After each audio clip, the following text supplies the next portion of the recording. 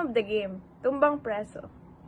Instruction of the game, kailangan mapatumba ang lata gamit ang tsinelas. Kung sino man ang hindi makapagpatumba ng lata, siya ang talo at mag-e-exercise. Rules and punishment. Number 1, bawal lumagpas sa line.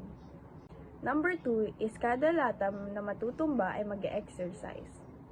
Number 3 is ang mananalo every stage 1 to 5 ay ang magdedesisyon kung anong exercise ang gagawin na natalo kasama ang group. Sa game namin, meron po dalawang magpa-partner na maglalaro. Pipili sila ng mag-partner nila. Gusto nila, kahit kulang po yung and dalawang po na yung maglalaban by stage. So, ang magpa-partner is kami ni Mona. Partner kami ni Rexel. Partner kami ni Malayo. Partner kaming dalawa. So, ang unang maglalaro is kami. Magpapatabang-topic muna kami kung sino yung unang maglalaro. By sila.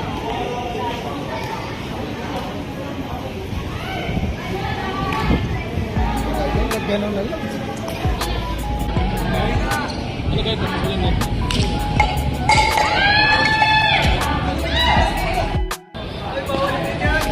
Ito po is magpapalit na po sila.